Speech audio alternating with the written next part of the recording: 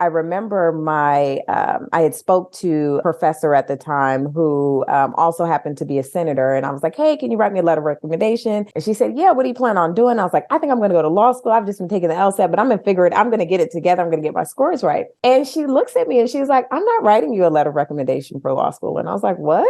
Like I thought we liked each other. I thought, I was a good student in your class. Like, look, I got great grades in your class and I participated. And she's like, yeah, you did. And you were all of those things, but I don't know if you are equipped for law school. And I was like, who says that to somebody? Why are you crushing my dreams?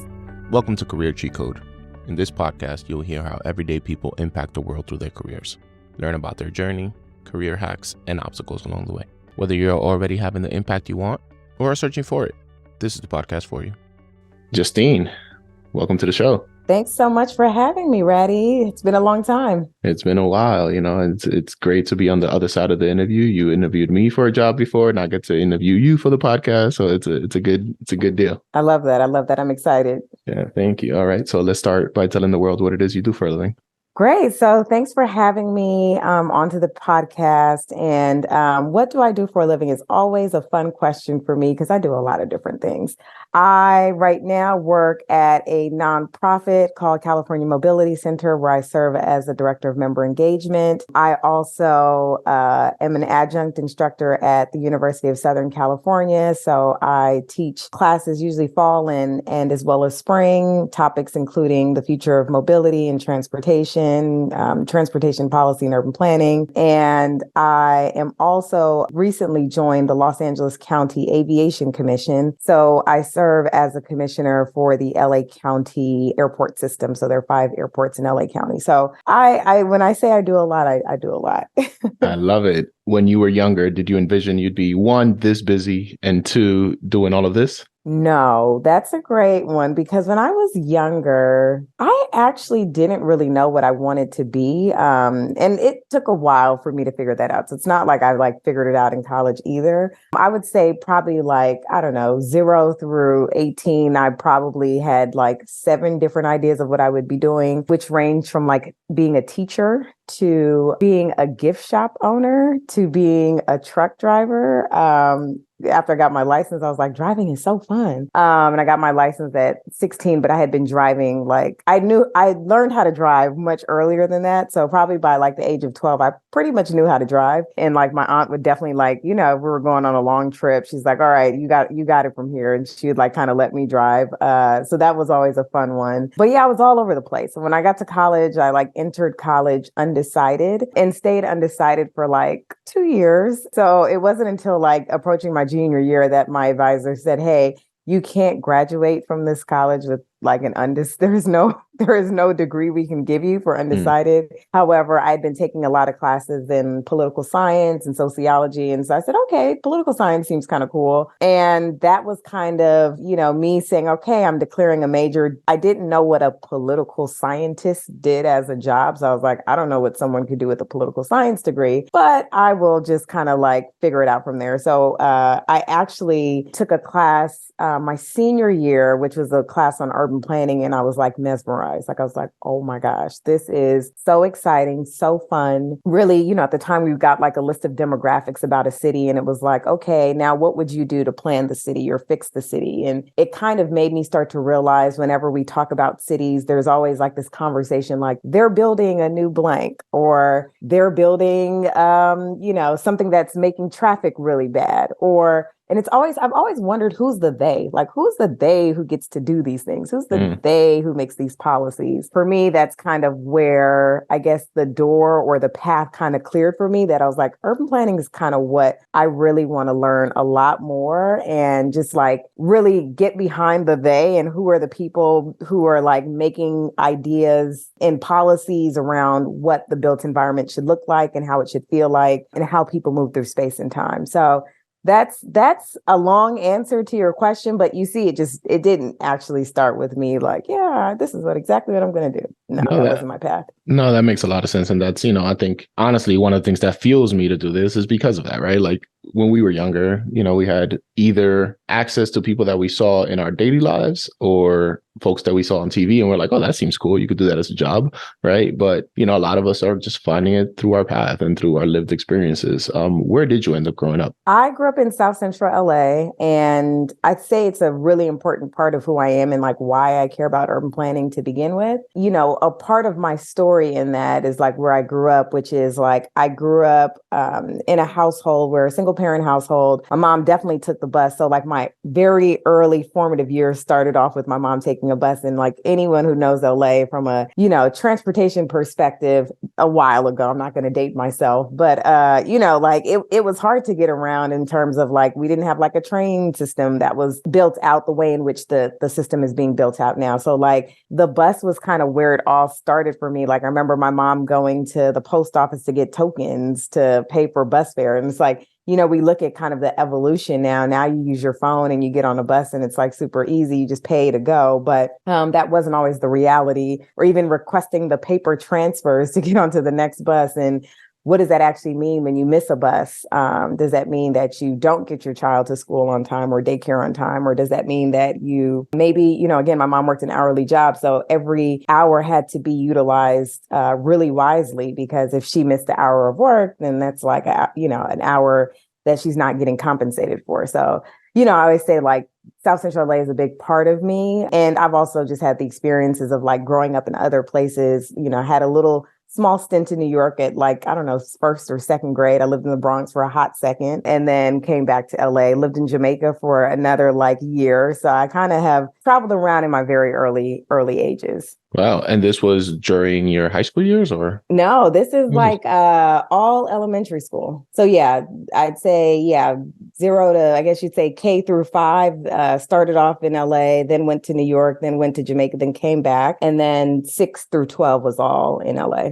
Got it. Okay. Well, that's, first of all, that can definitely start shaping your perspective and shaping your worldly view on cities and things, right? And the way that you approach not only work, but life, right? So you're in high school. What kind of high school student were you? Were you like involved in all the clubs? Were you athletic? What were you doing?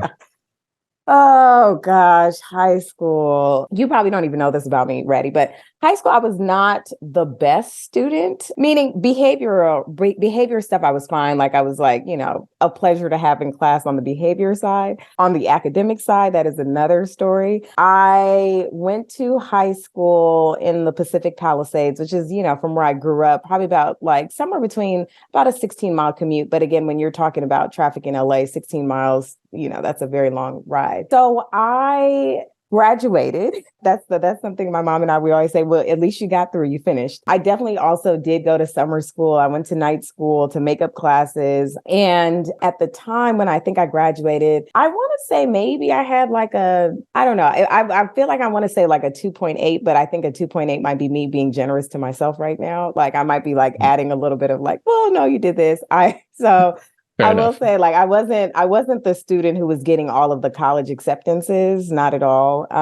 So yeah, that's just kind of like me as a student. I was an athlete, so I ran track and I ran cross country. So I did that ninth grade through 12th grade. I go back to saying like I had a 16-mile commute each way, meaning that after I finished playing sports, I had to take a bus that left Palisades at 5:45 p.m. So I didn't usually get home till around like 7:30-ish, depending on traffic. So I got home pretty late every single day. And by the time I got home, I was usually really, really tired and not really doing homework as I should have been. So either I got homework done on the bus, or if I got to school early enough in the morning time, I was like cramming in homework, which I think created the challenge of me being that stellar student, because that was definitely not me. But I definitely took college way more seriously and just like really buckled down. But yeah, high school was not, again, academically was not the best for me. Especially, again, had to take over a number of different classes. And thankfully there was night school as an option. So I was definitely in night school for like 2 years, making up classes throughout that time. That makes a lot of sense. And, I think that story definitely resonates with me. I was also like that for some of my high school career, and then, I kind of got my act together at some point. But in high school, did you feel like college was an option or the goal at that time, or not really? Yeah, I always felt like college was a goal for me. And Okay. to be honest, like, I thought of college more as like, this is my chance of moving away from home and doing my own thing. So that's what I think I looked at college more from like me gaining my sense of independence. Like I was a pretty independent kid, but it was like, now you don't have your mom like asking you where you're at, what you're doing, like, because I'm far away, she doesn't have to know. And so like, that's one perk for me of like why college was important. I didn't grow up in a household where it was like, you have to go to college. I think it was like, I hope that that's a part of your goals and your plans, but it wasn't like, I think if I told my mom I wanted to work or whatever, I think she would have been fine with me taking that path. It wasn't like, you have to go and pursue all of these different, degrees or whatever. It was just like, don't get in trouble, stay safe. Like, I think those were like the biggest things for her. Like, it was just like, I don't have time to deal with like, me trying to pick you up for bad behavior or getting into it with, situations like just don't put yourself in situations where other people have to get involved. So that was like her big thing. But yeah, that was, and then I, for a minute, I was watching like Love and Basketball. I loved USC's campus because it was just like, oh, USC's down the street. I could go there. How cute. And, then I got that initial rejection letter and I said, okay, well, that's not, that's not the school I'm going to be going to right now. Got it. Where did you end up going? I ended up going to Hampton University, which is a historically Black college in Hampton, Virginia. I actually got accepted to the university via something called a conditional acceptance. So typically when students don't have the GPA or the SAT score, hence the reason why I say my 2.8 that I might be telling you might be like, I might be adding some extra flowers to it. I don't really think it was that high or whatever you may say that is in terms of a scale. But Hampton University gave me a conditional acceptance. I had to go to the university in the summer. The requirements were that I had to take 2 classes and have I think it was like a 3.0 in order to receive a full acceptance into the university. So it was like, as soon as I graduated, like walk across the stage, I jumped on a plane, like, let's say graduation ended at 5 p.m. I was on a plane heading to Virginia at like 11 p.m. So hopped on a plane, knew nothing about Hampton, Virginia, never been to the campus, never saw it before I got there, and just like moved in and said, okay, here's my chance to like prove it to myself that I can do this. So yeah, that was kind of where it all started. And I did do well in my 2 classes and received the actual full acceptance letter for the fall. That's great. Were you in a cohort of other students that were kind of in a similar circumstance or? Okay. Yeah.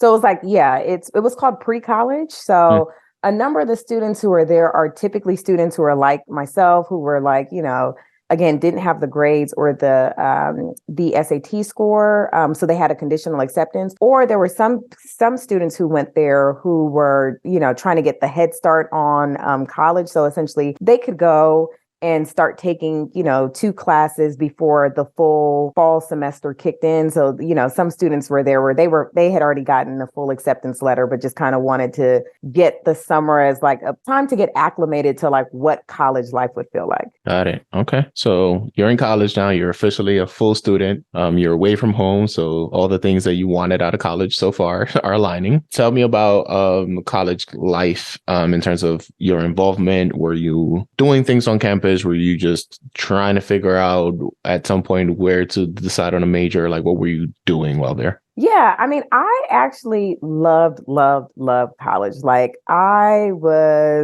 don't know, I feel like I got there and I was like, why haven't I been doing school like this the whole time? Like it just was, I don't know, it was just like, it was cool to meet people from all over the US and internationally as well, right? So I just met people from like states that I was like, I don't even know anybody from the state of South Carolina, right? And like one of my closest friends is from the state of South Carolina. It's like I just got to meet so many different people. So I loved that part of it. I also loved the fact that, I think the school, it's small. So it's a small college, but it was like very like felt like a family where you kind of knew everyone at some point in time. It wasn't, I didn't really feel like who's this random person. Like most people, most of the people in your grade, which is, or not your grade, but your year. So it's nice to do that. I did get involved in a number of different activities on campus. So there was like a law fraternity, Phi Alpha Delta. So I was a part of that. And I was like, oh, that seems kind of cool. Let's do that. I did like a number of different volunteer activities. So,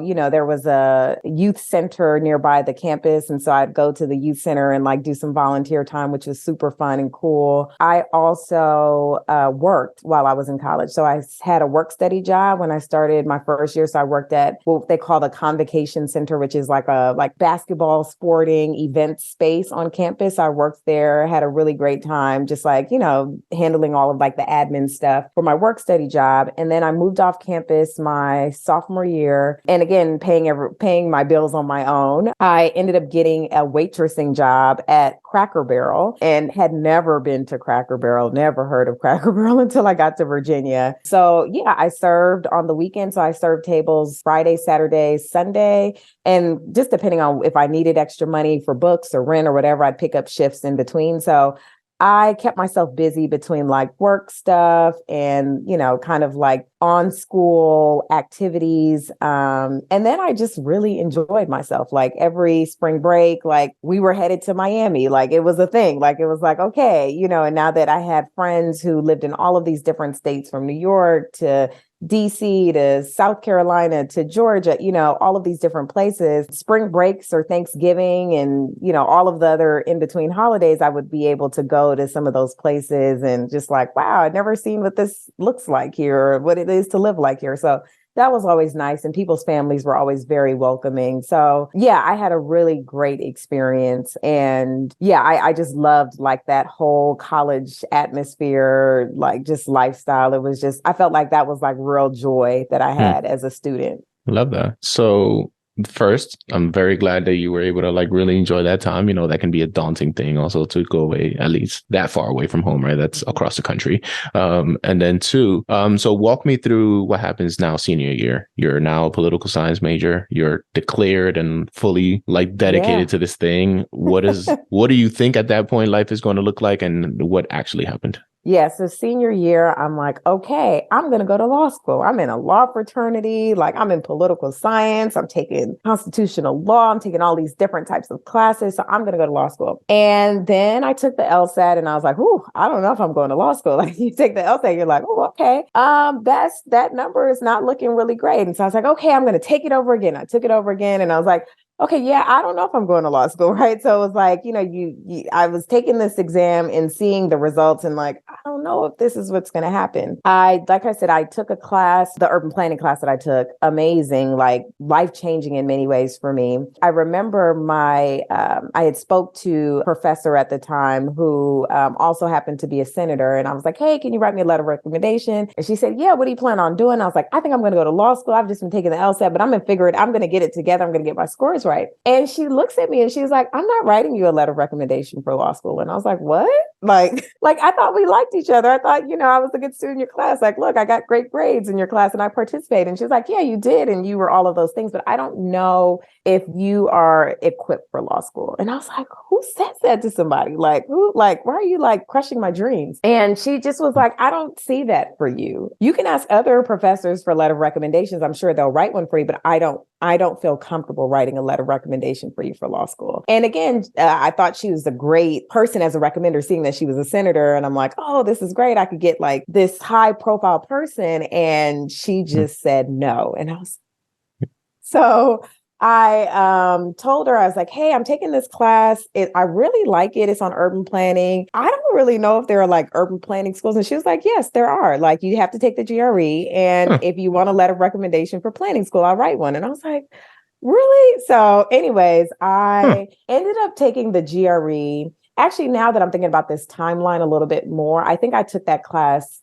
second semester of senior year because I took the GRE very late. I took the GRE probably like in April, and most people in April already know what they're doing after, school is usually out in May. So most people already know, like, oh, I'm going to such and such school. Right. So I had to hustle, take the GRE, fingers crossed that I did well the first time. I didn't have enough time to take it 2 times and find all of the schools that had late acceptances. So essentially, there were only like 6 schools that I could find that had like deadlines for May 1st or like May, I think it was like May 1st was kind of like the cutoff date. And then but essentially this is kind of like, that's it. Like you don't really have many options. So it wasn't like I could apply to like 20 schools or even get scholarship money because that money was already accounted for by the time I applied. So that's why I'm thinking about this timeline a little bit more. But anyways, I was able to get all my letter of recommendations in, took the GRE one time. Thankfully, I did well on that. Started to apply to the 6 schools that I could apply to. Thankfully, I got into, I think 5 out of 6 of the schools. I ended up going to USC, where I did a dual degree program. So it's a dual master's program. So master's in urban planning and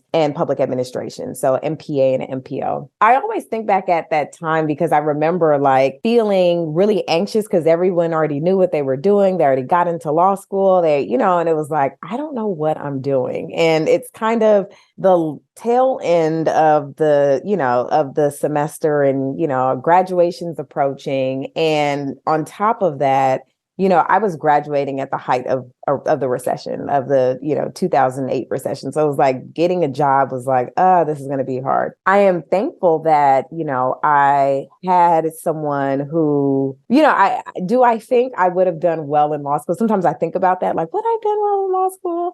And I actually think that this particular person, this professor who told me no, she wasn't going to write me a letter for law school, I think she was right. I think that I am someone who really enjoys thinking about how spaces shape and mold people into how they feel, what types of experiences they have, their identity. I love that stuff. So there's a part of me that has this creative side, and there's another part of me that likes the policy side, like how might we develop policies or programs to support people who are marginalized people who kind of grew up like me, someone who kind of bounced around a lot or lived in a single family household. So I think all of those experiences helped me at the end of the day. And not to say that, I don't have the reverse crystal ball, like, oh, you could have taken a different path and just went to law school. But I'm really happy with the decision that I ended up making going to graduate school and doing this dual urban planning public administration program.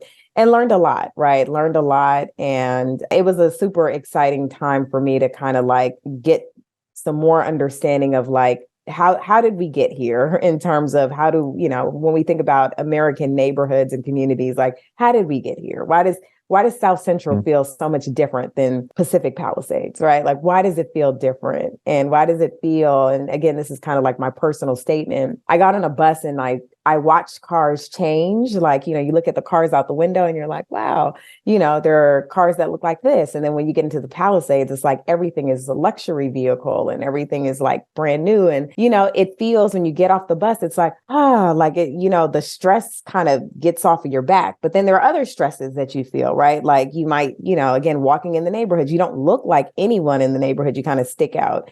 So it was like always trying to understand myself in spaces where, I grew up in a Black and brown neighborhood, right? So like there were no one on my block was white. Like I didn't grow up with any white people at all. Like everyone was a person of color on my whole entire block growing up. And then going to the Palisades, I was like, yeah, I would walk around and I'm like, are there any Black people here? Are there any brown people here? And, where are they? Other than the students who are walking around getting bagels at the bagel shop. Yeah, no, that makes a lot of sense. And I mean, I think your professor may have been right at that moment in time, right? And it's great that you received it that way and that you listened and felt like, maybe this person's onto something, right? This person has a long storied career, or maybe there's something there. So I'm glad that ultimately led to a conversation about you finding grad school in a way that suited you. And clearly that has now continued to put you on the path that you are now. So that's great. Thanks for sharing that. So tell me what happens when you're about to graduate from USC, and also look at life, right? You wanted to go to USC for undergrad. You didn't get it. but you ended up not only going for grad school, but you're also working with them now in other capacities. So we'll talk about that Right. later. Yeah. Yeah. So graduating from USC, again, still graduating at a point of a recession. So that's just hard. I wasn't sure like where I want to take this because again, I never had real, other than internships, not like long-term work experiences in the spaces of like public administration or within government or nonprofit. Like I just had like internships as my like experience. And so when I graduated, I had another professor who I like went to his office. I was like, I don't know what I want to do. And he's like, you have to be proactive about your future. I remember him always saying that, like, you have to be proactive about your future. And I was like, what do you mean? Like, I think I am being proactive. He's like, you're waiting on someone to tell you what to do. And like, what do you want to do? And what programs are out there for you? And you have to take ownership of that. And I was like, oh, okay, good point. And so I started researching fellowship programs, right? And I was like, maybe a fellowship would be a good way for me to get the exposure and the experience without having to feel so kind of locked into a long-term job. Like I was like, maybe a fellowship might be cool because it's like a few months. And I say a few months, like, 9 months to a year where you're working in a fellowship. So I was like, okay, I'm going to try that. So I applied to the New York City Urban Fellows Program and a few other fellowship programs that are based in government. I ended up finding out because I was actually on a trip to Costa Rica with the planning. I was in the planning department. We were doing an ecotourism class. And so I literally like had to hustle. I'm always hustling at the last minute to get these applications in. I get my application in. I think my mom actually like had to go to the post office and mail everything off for me because it was like very last minute. But anyways, I ended up getting a call back when I got back from our trip from New York City's Urban Fellows office saying, hey, we'd like to bring you in for the interview. And I was like, oh, wow. And they're like, yeah, you'd have to come to New York and you interview and you had to buy your own plane ticket. I think it was like a day of interviews. So I was like, oh, wow. Okay. Hop on the plane, go to New York and do my interview, find out that I made it into the Urban Fellows program. And the Urban Fellows program has been around a very long time. I probably want to say since the 60s in New York City government, maybe a little bit longer. But there are a number of people who have a lot of significant leadership positions in New York City government who've also gone through the Urban Fellows program. And so what it is my cohort, I think it's like they accept about 25 recent college graduates. So you had to have graduated within 2 years with your undergrad degree and you're placed to work in city government. And so that's kind of what led me to like graduations happening. Again, I'm graduating and I'm packing up my bags and I'm getting on a plane to go to New York. And I moved to New York and start the fellowship. And actually, even before you actually start your fellowship, you get it's like a interview book that has probably about, let's say like 75 different job placements all throughout the city. And essentially you have a week where you're interviewing with about 4 interviews per day. And they like jam pack your agenda. So it was like, I learned how to interview because of the Urban Fellows program, because it's like you had only but so much time to read, review, get to your interview on time, have a conversation, ask questions. And what happens is that like the agencies are competing to try to get Urban Fellows. So there are more placements than there are Urban Fellows. So it's kind of like a big deal when you can get an Urban Fellow, because a lot of agencies are like, yes, we want to get our hands on the Urban Fellows to work on a number of different projects. So, and again, this kind of goes back to how life has that full circle moment. I feel like this is my life. I always have these moments where I don't really understand why I'm starting on a path, but it kind of closes itself in the end. I was placed to work at Department of City Planning in their waterfront and open space division. Of course and, I'm actually looking up right now because I'm looking at the Vision 2020 plan that I worked on. And it's so funny because at the time, it was not 2020. So we were planning, this is 2010. We were planning for 2020. And I felt like, oh, urban planning's cool. And, the team was really nice and great. But I was like, this plan feels like it's, like, this is forever. Like, I can't even think about 2020, right? Like, because again, you're young, you're like 2010 is right now, like 2020 is so far away. And so like, I learned a lot about like New York City's waterfront, and most people kind of, when we say New York City, often forget that New York City is surrounded by water. You think about the island of Manhattan, you think of the peninsulas, you think about all of this like huge land mass that's also surrounded by so much water. And you think about, how the waterways in many ways are places that are underutilized in New York City, or traditionally have been. I shouldn't say now has changed much more. Now it's very different, but traditionally is a place where you probably found really cheap rent because you're isolated from the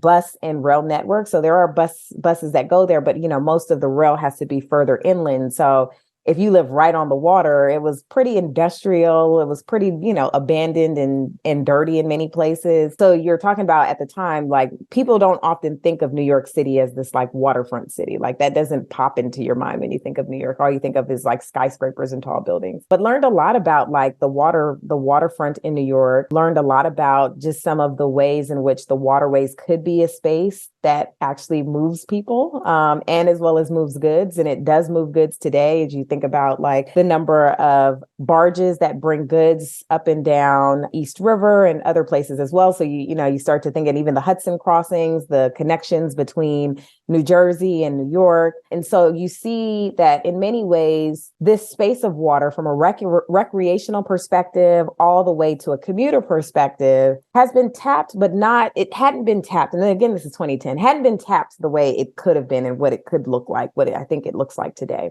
So I did that project. I was like, okay, that was great. Did my fellowship, did my 9 months. All right, learned a lot about the waterfront. I'm done. I don't think I need to know any more about the waterfront, right? Like I just called it a day. I got the plan sitting here. I was like, all right. And, whatever mayor wants to pick this up, because this is during the Bloomberg administration, we'll see where it goes from there. So after that, and as I said, this is where you and I connect, because you'll see the full circle. But I ended up working after my fellowship ended, graduated from the fellowship program, ended up working at the Taxi and Limousine Commission shortly thereafter my fellowship, and learned so much about the taxi industry. Again, another space that I had no idea, no clue about, and really how this like almost public-private transportation service serves in terms of like a number of New Yorkers who use taxis, whether those are yellow taxis or for hire vehicles or black cars, to the corporations or corporate companies that use black cars to move their executives and personnel around the city. And was just like amazed. And the number of like immigrant communities who like literally, if it was not for them, the taxi industry would not be what it is in New York City. And so Absolutely. like met so many people from all around the world, literally so many languages I had never heard, never knew about, religions that I got exposed to. You just think about, sometimes we often take for granted the people who keep our cities moving or functional because we don't actually see them. We get into a cab. We don't often see the person who's driving the vehicle. We just get in, we want to go to our destination, and that's it. And it really made me take a look at every single person who's driving my cab and every single person who's taking me around, because I definitely don't take that for granted. And know that if it was not for this job, someone's child is not going to college or someone's bills are not being paid. And so I have just a huge, profound respect for the taxi drivers all over who support New York City's taxi industry, and was like, again, one of the most like, I think a really eye-opening point in my career, especially when we talk about transportation planning and like, what does this actually mean? And actually working for a regulator, right? The Taxi and Limousine Commission is a regulatory body. So it regulates, licenses, safety emissions of vehicles. There's a lot that happens. So just was like thrown into another deep end and was like, wow, just like taking it all in. I really took that like close to 4 years at the TLC. Like, it was like, I was like consistently eating, and it was like, wow, there's just so much here. And I don't even know when I can stop because it's just so much. That being said, did a number of great things with the Taxi Limousine Commission. And I was actually there when innovation showed up. And when I say innovation, that's the rise of transportation network companies, also known as like Uber and Lyft. So I always tell people, like, if you ever look at me, I do have a patch of gray hair in the front of my hair. And I always attribute that to my time at the Taxi Limousine Commission, because I didn't have that before. And then I got there and I was like, oh my gosh, like innovation showed up. And from a regulatory perspective, the rules were very black and white. Like, this is what yellow taxis do. This is what for hire vehicles do, right? Very clear, black and white. Well, here's what a street hail is. You stand outside, you throw your arm out. That's a street hail. That's only exclusive for yellow taxis. Here's what a prearranged call looks like. You pick up the phone, you call your community car service base, somebody picks you up. Innovation throws all of that out the window. Like, innovation says, here's your phone, press a button. Is that a prearranged trip? Is that a street hail? I don't know. It doesn't meet any of the above. So like, how do you start to regulate something that you just don't really like. The technology is evolving much faster than the regulators were. So that was just like a huge experience, very eye-opening, stressful, but again, something that I learned a lot from. And so, yeah, I'll stop there. No, but that's that's a lot. And, it's great that you are bold enough to say, let me move across the country and go to school, and then bold enough to say, let me go back for grad school, and then say, I'm going to do it again and go to New York now and start a brand new career there in a way that, a lot of us would be very hesitant to do, right? Like we would find fellowships, but probably closer to home. We would find, learning opportunities and work opportunities closer to home. At least I would, right? I'm just always in awe when I see someone like you that's just like, I'm going to do it and I'm just going to try it and I'm going to go and you're going to learn. And then you get there and you get immersed and you start exposing yourself to different things and you start connecting dots at a later age of like, oh, I've actually always cared about this. I've actually always cared about mobility and transportation, but I just didn't even know how to articulate that in a professional setting or think about how to build a career and expertise out of that. But then you get to a place like New York City planning, you're like, no, like there are people that are dedicating their lives behind the scenes to like making this happen. People at the TLC, right, that are like not just the taxi drivers that you see, but there's like a team of folks that are literally dedicating their careers to making sure that operation runs smoothly and like everything continues to happen. So it's just remarkable to see you dive in and expose yourself and being open to all of those experiences. Yeah, thanks. And it's funny that I often think I'm like risk averse, but then sometimes when I have these conversations, I'm like, oh, maybe I am someone who kind of leans into a risk a lot.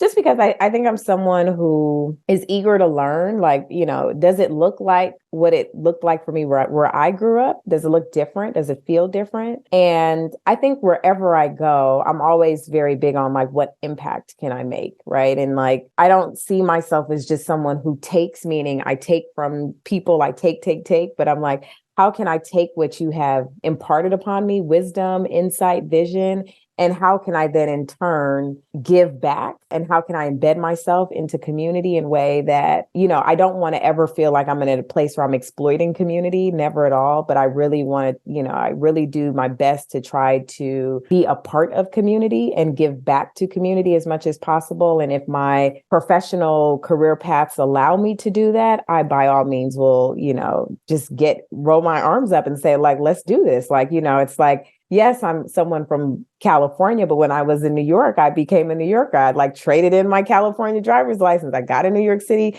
State driver's license. And I was like, I'm here, I'm part of my block association. I'm getting involved in exposing myself to different things that I just did not know of from, cultures and religions. And like, just think that that's so important to help just people I think policymakers in general is like, how can you be a policymaker if you're not connected to people?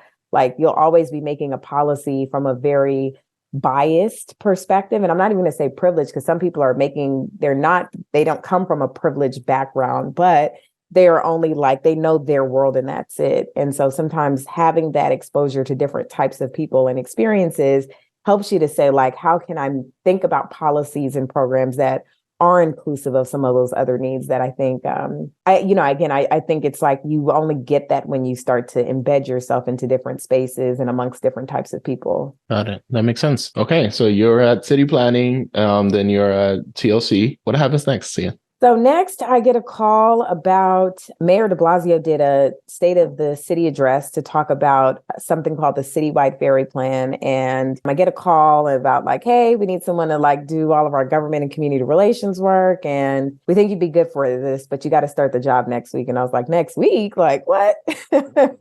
So again, I said to my lovely family at TLC, I got to go. It's been wonderful, but I'm going to take this new opportunity. I don't know anything about the maritime industry. I know nothing about I actually don't even think I'd been on a ferry boat before joining the ferry team, to be very honest with you. Like, I don't even think I ever been on I've been on the Staten Island ferry. So maybe I had been on something, but it wasn't like I was like, had I been on a cruise? No, none of the above. So I leave the TLC. I joined the New York City Economic Development Corporation, where I work on this ferry project. And again, I get this map with a bunch of dots on it. And they're like, yeah, these are going to be ferry landings. And we need to start the process of environmental review, and we need to start community engagement. And there are elected officials from the city, state, and federal level that we need to engage with. And you're going to be in charge of all of that. And I was like, huh, okay. I probably took like the first month just taking it all in, like, again, understanding how the boats were going to, be providing this service, understanding the construction of barges and learning in barges, i.e. ferry landings in simple terms, right? Like, how do you actually put a ferry landing here and what do you need to do? And learning all of the different levels of approvals, like you have to get approvals from the U.S. Coast Guard and the Army Corps of Engineers, and you have to do an environmental review, and you have to, there are all of these different parts and pieces. So just kind of understanding like what is the regulatory requirements before we can even like move forward with this. And then how do we start to make sure we bring communities along? So literally like mapping every single community district that was located next to a proposed ferry landing, who was the elected official, the council member for that particular area, who was the state senator, just to get, an understanding like what's the carve out, and making sure that the state senator was involved, or state senators, I should say, because there was more than one.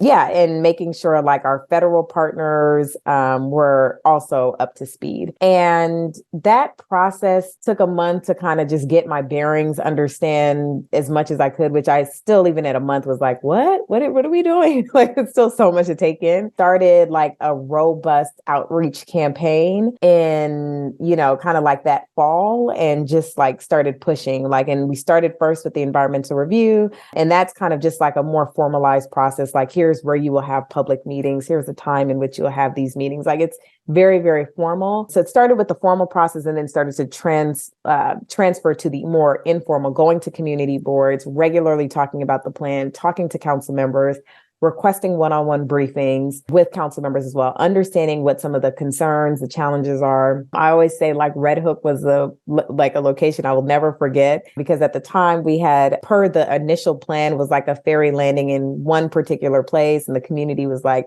how could you not think about all of these other places for the ferry landing? It was like a whole thing that happened. And, I remember going back to the team, like, guys, we have to put this in the, like, I don't know what it's going to like, how it might impact the environmental review, but we have to do this because I think we would be not of service. It's like lip service if we're just going to community members and not hearing where they actually said they wanted the ferry landing, or making sure that we did that. So we ended up adding 2 more locations for Red Hook as part of the environmental review process. And, ending up going out with like laser pointers with elected officials to figure out if a ferry could actually traverse under a bridge in the Rockaways, bringing laser pointers again to understand the turning radius within essentially a cruise terminal location. So how do you think about like when a cruise is in space, again, there becomes like this new regulatory perimeter, security perimeter.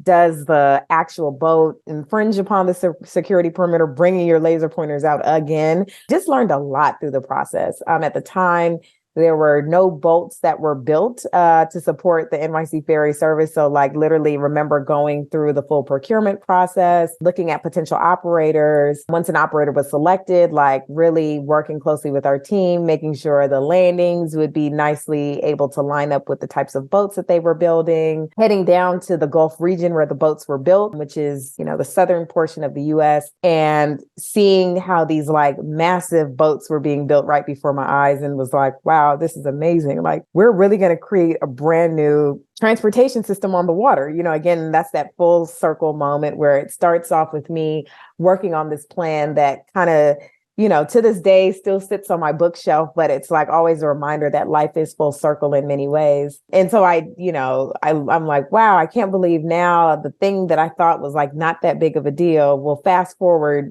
less than 10 years later, I'm working on essentially a maritime project that is really thinking about utilizing the waterways for passenger service. And so, that also involved like, working with a number of different communities and really making sure like you have those not only voices of people with disabilities, like what do you actually need when you're at a ticket vending machine? Like, is the height of the vending machine right? Is the are the machines working properly? What about for those who might have disabilities when we talk about like understanding visual depth? Like, how do you think about designing a gangway, or essentially that walkway between the ferry landing and the boat, so that someone knows, or if they have if they're, maybe have low visibility or they can't see at all, like at least they still know, are there tactile functions on the gangway to help them to get onto the boat, right? So like you still want to create a sense of independence for people, and still make it be inclusive of everyone. So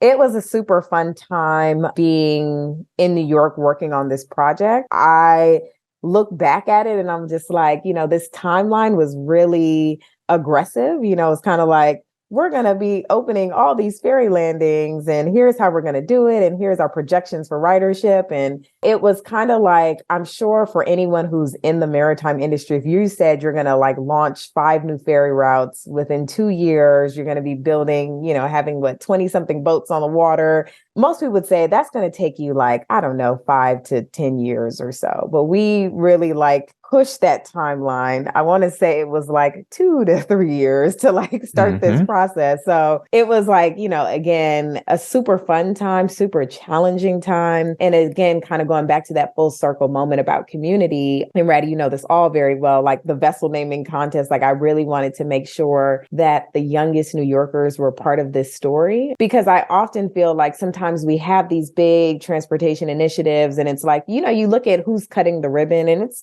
typically the people work at the agency or the elected official. And, you're looking at more folks who are like older adults. When I say older adults, or middle-aged, whatever you want to call it, but you often don't really see children. And so when I think about the ferry system, in many ways, I think about the longevity of the system is really the young people who will then be at some point, whether they're working as crew members of boats, whether they're actually working and thinking about the planning and the operation, whether they're expanding the service. Like, I really wanted to make sure the youngest New Yorkers got a chance to be a part of this. And for the New Yorkers who've never been on a boat, this might be the one time where you get that exposure and that experience. And so that's where we started this vessel naming contest. And that in alone is a lot of work.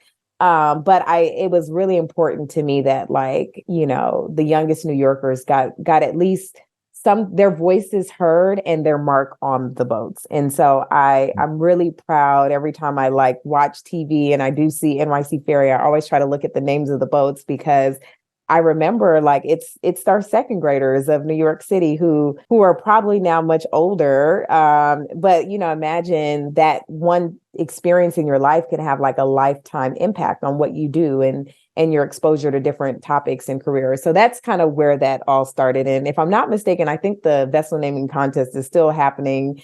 So It's glad to know that it didn't just end there, but it continued to live on.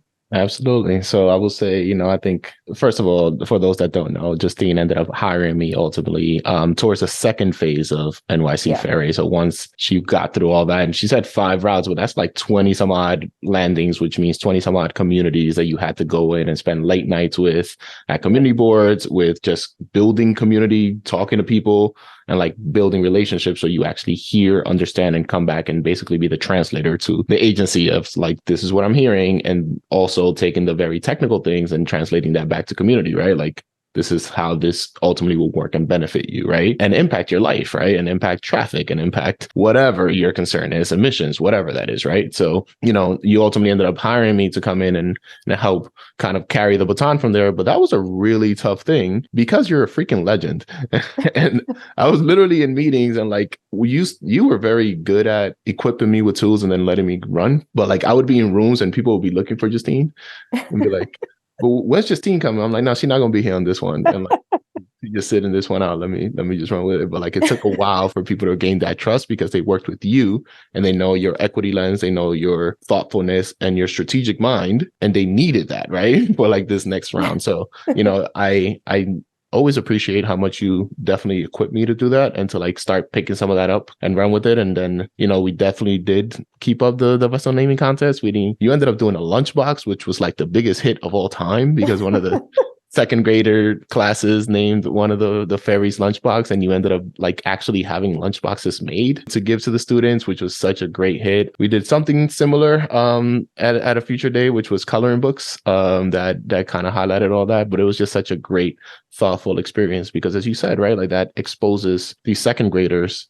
to vessels and to get on a boat and to even think about the water in a different way that you didn't until you got this job, right? So I think that was really impactful and really amazing to see and then ultimately be a part of. So yeah, no, thank you. And my intention, and I'll say this now, like, I knew that like upon bringing you on that I really wanted to make sure to give you the baton. I didn't want to hold on to it because, again, I think that is where we have to exercise trust as leaders, where, I have to let you exercise your own form of leadership. And I wanted to make sure to give you all the tools that I learned and like, here's the way in which I did it. But by all means, you add your own flavor, right? And so, yes, it is often, I'm sure it was probably like challenging to come in right after me, but I was always confident that you would do an amazing job, if not better than me. And so, I in many ways felt like I was like, okay, I'm giving you the baton and I'm taking off the training wheels. I'm going to let you ride.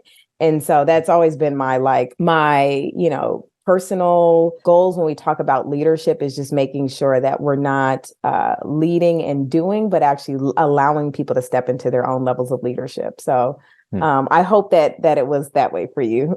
That's certainly how I received it, and I very much appreciate it. And I know not only did it help me grow, but it also helped me get leadership experience and exposure so that I could then apply that later in my career. So thank you. Yeah, awesome. So fast forward, you ultimately stayed at the Economic Development Corporation for a couple of years there in New York. You ended up leaving as a vice president, I believe, right? And I recall you pulled me into a room and said, Ratty, this has been fun. I'm out. I'm going back home.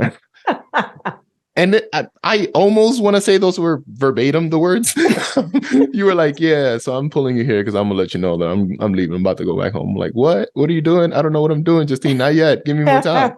Yeah. Why were you leaving? What were you doing, Justine? What was the game plan? It's funny because I hope I didn't really say it to you like that, but I could see myself saying that to you. So that probably is 100% factual. I had got an offer. Ford Motor Company had a subsidiary called Ford Mobility. And they were essentially hiring people all over the US to really work on mobility. And I was like, this is amazing. This is super cool, right? Like learning about micromobility, thinking about scooters, thinking about how bikes, and Ford at the time had acquired a scooter company, working on micro transit. How do you think about your like shared ride and shared pooling systems? And how does that complement the existing transportation system? How do you think about the future of autonomous vehicles? How do you think about the future of connected vehicles? How do you think about electric vehicles? All of this stuff. And I was like, this is amazing. And doing this in the Southern California region was another really exciting part of this process because, again, I'd left home at like 17 years old. And so I've come back to LA for short sprints, but, it was just like, wow, I could actually get to like understand a little bit more about LA from a different perspective, right? A different perspective where I have the lived experience, but I also now am seeing how the city is evolving and how we are having these conversations around building out our transportation network in a way that, like, growing up in LA, that wasn't necessarily top of mind and top narrative. Because when we typically thinking of Los Angeles, the mindset goes to like, oh, lots of cars and freeways and traffic. And so, the city is really trying to really reframe that narrative because most people don't realize, like, we had a full red car rail network before all of the freeways were built. And at one point we had more rail than New York City did. And so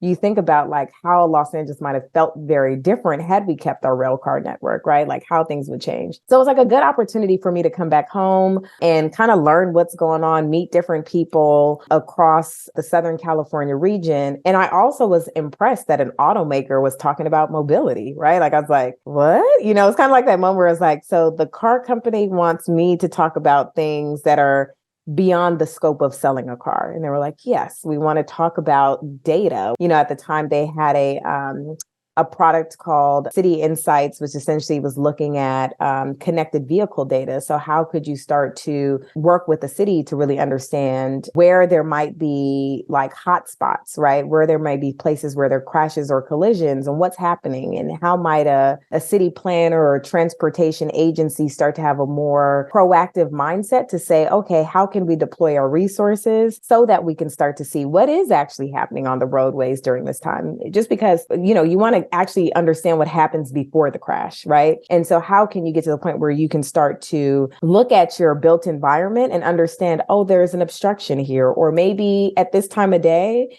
everyone's crossing the street because the sun, is literally directly like on top of the bus stop and there's no shelter. So people run across the street to get some shade and wait for the bus. Like, it's these little things that you just don't really know until, unfortunately, something happens. And so how do you start to get ahead of that, where you can say, okay, we've noticed that cars are really doing extreme braking or acceleration, and something's happening here. So how do you think about that? So I was like really amazed that Ford was looking at a lot of these different topics and really wanting to work closely with cities to understand how cities are approaching topics around mobility, how cities are approaching topics around transportation, how cities are approaching topics around safety, how cities are approaching topics around ensuring that the built environment does feel like a place and space where people can move, or are they kind of just stuck in space, right? And that's the harsh reality. I think there are some communities that are just kind of stuck. And you also think about like the freeway network and what does that mean in terms of the health impacts? People who live closest to freeways often have higher rates of asthma and other types of long-term health impacts, especially if you think about the amount of trucks that might be traversing, carrying goods, emitting fumes into the atmosphere. You think about the cars that might be on the freeway. You think about all of these different pieces. And so, how do we start to like almost reimagine the urban landscape in a way where we can start to use technology and innovation to address some of these challenges? And, as most people say, technology is a tool. You either can use it the right way or the wrong way. And how can you use technology as a tool in the right way to really address some of these concerns? So I really appreciated the way in which the company was actually really thinking about these topics. And again, from an automaker, just a very different tone, right? Like I never thought like an automaker would care about these types of projects. And so, I will say that it has been a really fun time to be back in Los Angeles. And I say Los Angeles right now is in a very unique space, lots of development happening. We have like big events that are taking place. We had the Super Bowl last year. We have the FIFA World Cup coming in 2026. We have the Olympic Games. Our airports, Los Angeles, LAX Airport, Los Angeles International Airport is going through a major capital improvement renovation. So the airport's getting thinking about it, airport that carries so many people who come in and out of this airport are now hopefully in the next, couple of years going to see a train where they can get into the airport, really thinking about how the terminals are designed and laid out. When you think about how, your TNCs, your Ubers, Lyfts, and taxis are picking up people, moving people in a more thoughtful way so that you can kind of alleviate the congestion. But there's also this harsh reality that we still have freeways that are congested, right? That's something also that we have to live with as well, and try to figure out how might we start to get more support for shared vehicles? How do we get some more support for more zero emissions or clean mobility options on our streets and roadways? Because that's going to be very important, especially when we talk about sustainability. And I know California has been, as a state, been very progressive in terms of reducing emissions reductions, and essentially saying that by 2035, we'll have essentially all new cars that are sold in the state have to be a zero emissions vehicle. And so that says a lot, right? And so how did the city start to think about implementation of this work? And I think this is just like a really exciting time to look at these topics and to look at these different pieces and to figure out how might we do this? Where are the gaps? And how do we take the opportunities? I'm always very big, like the FIFA World Cup, the Olympic Games. These are great opportunities to test a lot of this stuff out now before the 2035 timeline, and really to think about incentives and programs that might help people with this transition to electric vehicles, but might also help to, the more mobility options that people have, we might start to see, hopefully, a shift in behavior where people might start to say, do I really need to drive my car by myself every day? Or are there real options, tangible options that will get me to my place safely and reliably? And so I think those are kind of like the big things that, people want to have at the end of the day. So yeah, that's kind of me getting back to LA and being in the space and looking at transportation from this lens on this side of the world. Help me understand how that then translates into what it is you do now and kind of what your actual role is in advancing all of this, right? Because, it's one thing to recognize the pieces that need to fall in place and how and all the things that need to happen so that we can equip ourselves for the future. But what is your role? Like, what is it that you're doing? Yeah. So now, in terms of working at the California Mobility Center, it is a nonprofit that is, working in the state of California and really looking at topics like electrification, which I kind of hinted to before. How might we start to,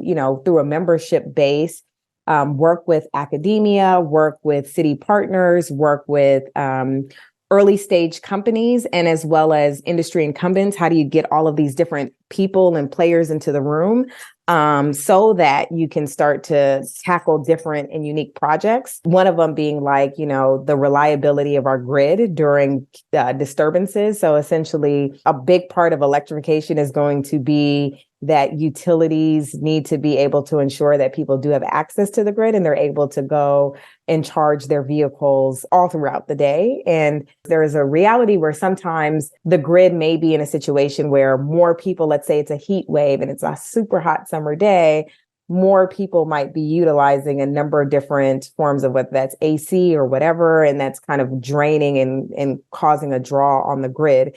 That's not to say the grid cannot handle additional types of activities, but we also want to make sure that, like, when we talk about widespread EV adoption, not just like, a small percentage of the population, but what would it look like if we had a heat wave and 60% of the population needed to charge their car? It's very different than we talk about like 25% of the population. So how do you start to really look at the grid in a more, I think, looking at the grid in a way in which how can the grid evolve? Because technology is evolving every single day. So how does the grid get upgraded and evolve to handle more capacity? We know that people are investing in like solar and, I think there are a number of different companies that are working on really cool projects around like energy storage.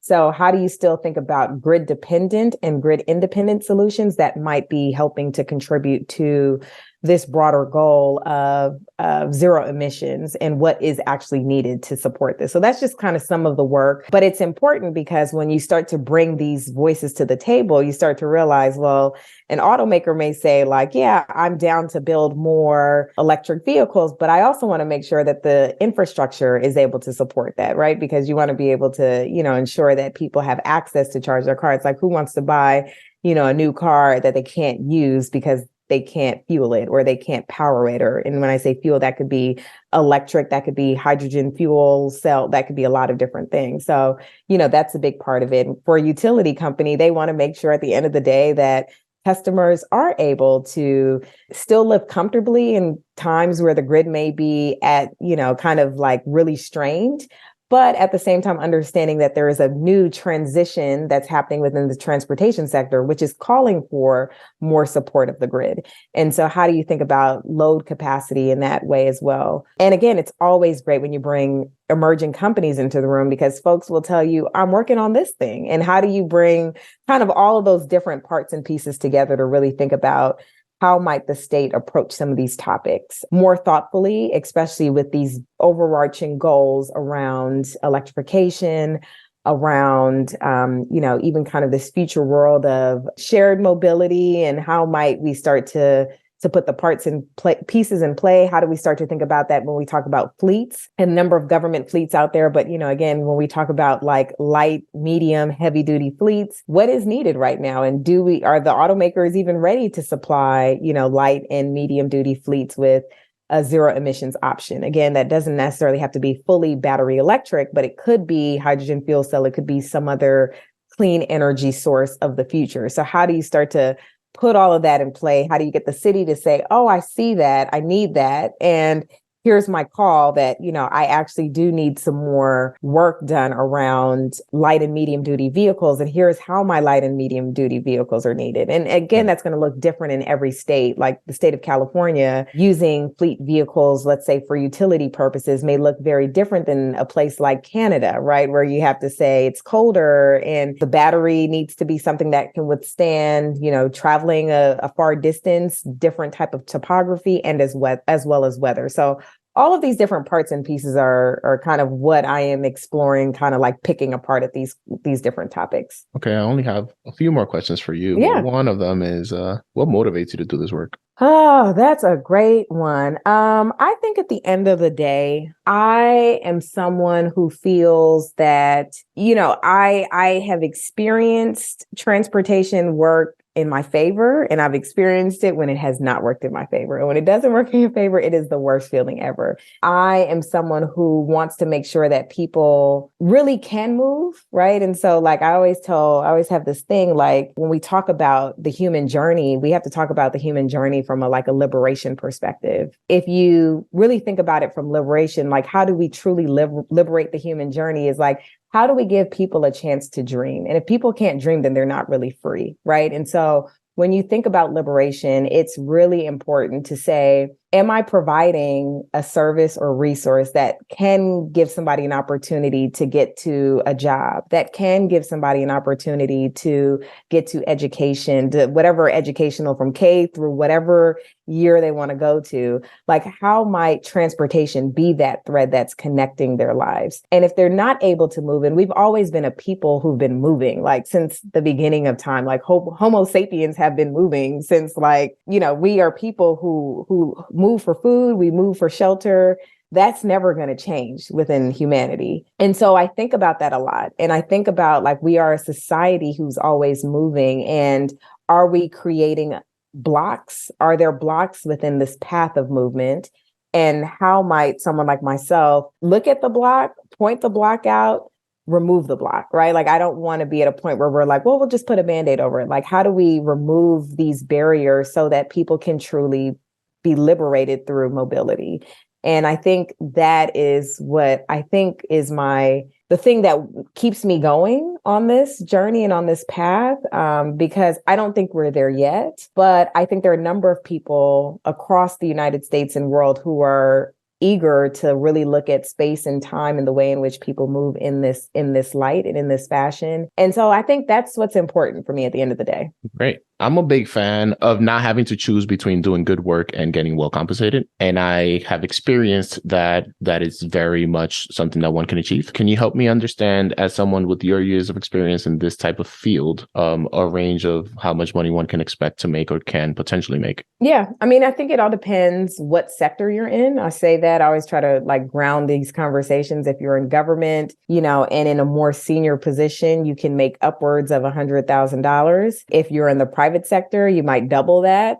Depends on what role you're in the private sector. If you're in the nonprofit space, maybe a little bit less. Maybe it might be, a nonprofit could have a very big range. So you could say nonprofit range could be somewhere between 75 to 80,000 all the way to probably 200,000. It depends on the nonprofit. It depends on, what it is that, do they have the funding to support a lot of this work? So it just all depends. But nonprofit does have a very big range. Smaller nonprofits, of course, are going to have smaller budgets. So that's why I said it really does range. So I'd say it just all depends on the sector that someone wants to be in. The great thing is that a number of different government jobs, I would say probably all the government jobs have a transparency for salary and compensation. So you could look at, whether that's education versus work experience or education plus work experience to see where on the scale that you might be. So that's one of the wonderful things, that there is a lot of transparency within government. You could probably even look up government officials names on the internet and you could see their salary as well. So, it depends on what you want to do. But, I think that range, again, 75 at a senior level at a nonprofit, going all the way, up higher. If you're working in the private sector, could look like $200,000. If you're in an elected role, could be a little bit more in government, of course. But if you're kind of a senior management role, again, that could range from let's say 100 to 200, depends on the city, depends on the agency, budget, etc. Okay. Do you have any books or any media forms, right? So books, movies, shows, Yeah. podcasts that have influenced your life personally or professionally? Yeah. So books, Race After Technology by Ruha Benjamin, amazing. Really talking about like the future of technology, AI, data. And if we are not approaching AI in an ethical and responsible way, you're essentially having computers that are learning our biases as individuals and human beings. So I just recommend that to anyone to read. The Color of Law is always a really fantastic read, I think, for anyone who cares about learning about the historical context of the built environment in the United States, learning about policies that have shaped the way communities look, good and bad, and just very like fact-based, but also adds a nice flavor of stories that people have experienced. I think about books like Around the Great Migration, The Warmth of Other Suns by Isabel Wilkerson. I think that's her last name.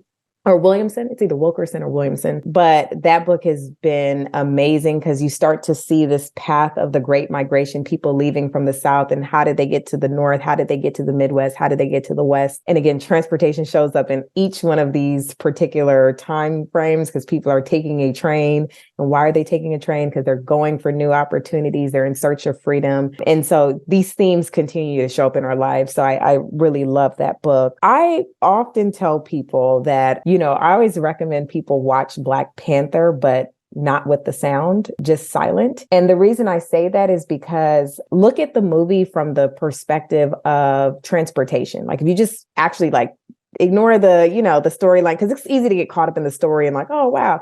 And you kind of start missing the intentionality behind the production design and the set design of Wakanda, right? And what does this place, the Golden City, look like, right? And how they've been so thoughtful of integrating technology and traditional forms of mobility.